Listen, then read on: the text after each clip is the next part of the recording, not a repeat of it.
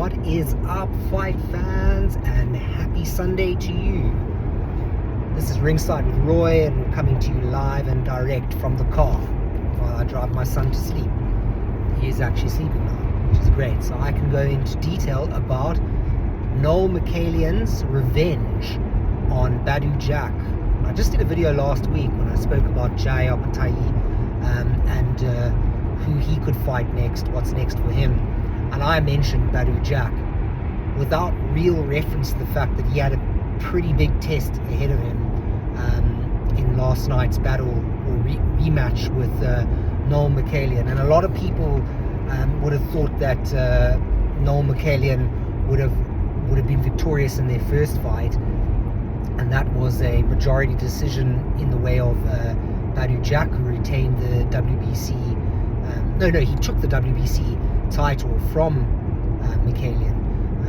It's a majority decision. A lot of people would have given the fight to Mikaelian on the basis that the CompuBox stats would support the output, the volume of punches in the favor of Mikaelian.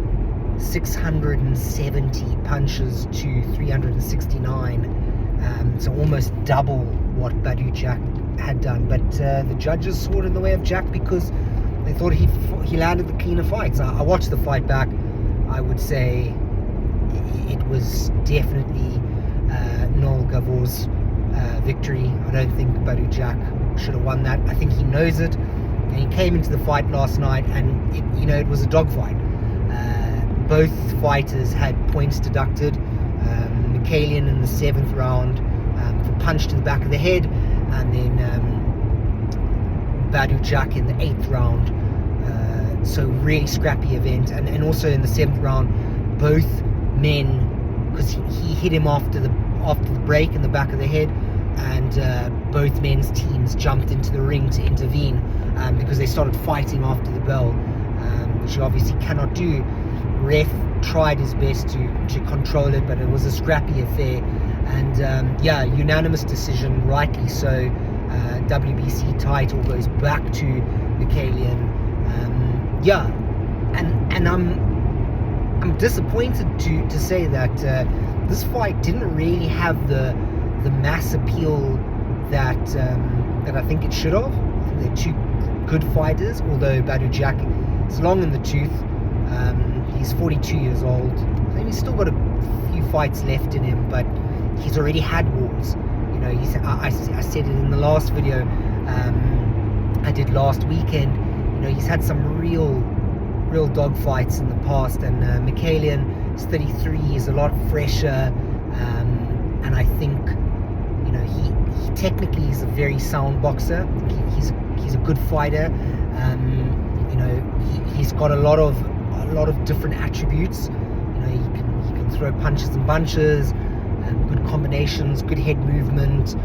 He's a solid guy, and he's got power as well. Although he couldn't stop Jack, couldn't really hurt Jack either. I mean, neither man could really hurt the other. That's why I think what's next for these two. Well, I would be reticent to say that there's a third fight in the mix. I don't think Mikaelian would want to have another fight with Badou Jack. I don't even think Badou Jack would want that smoke. Again, I think they've got one apiece. I think the rivalry would have been settled last night.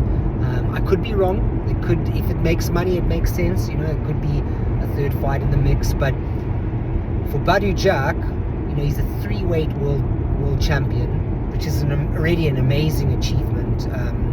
He'll go down as one of the greats, and he's down with the WBC. I think he's held titles with the WBC. He's just held the cruiserweight title. He's held the super middleweight title, and I think what could be next for him, which would make sense, is a fight with someone like Kevin Lerena, who holds the WBC Bridgeweight title, in his quest to become a 4-division world champion. He might just bypass that and go straight to heavyweight. Don't know. He might want to be in the Jake Paul lottery one day. Doubtful, considering I don't know where Jake Paul goes next after the Anthony Joshua fight, but this video is not about them. It's about these two cruiserweights, and yeah, I think Badou Jack, his options are, you know, a lot more limited. I think the Lorena fight does make sense. I really would like to see that. For Noel Mikaelian, I think there's a couple of options. There's a lot of doors open. He's the title holder. He's got the belt. I definitely think he's a more difficult fight for someone like Jai Apotai. You know, I think he's more difficult than Zurdo Ramirez. He's a better boxer, in my opinion. I'd love to hear your thoughts if you have any. But yeah, there's a big possibility that unification could take place at the tail end of 2026. He might want to take kind of a mandatory or like a top 10 fighter. He could fight someone like Richard Riakpo. That would be a good fight. Just it might be a case of marketing himself and getting on the road, and or inviting someone into his backyard and trying to gain appeal, because as I said, I was disappointed at the lack of coverage this fight got, and, you know, lack of interest, considering it was a good fight and, you know, scrappy at best, but between two good fighters. Yeah, I think there's Chris Billam-Smith. There's anyone in the top 10 of the WBC rankings as well. He could choose to fight them. But yeah, he's the money man at the moment with the WBC. We could very well see him as chief support on a bigger card in Europe, like in the UK.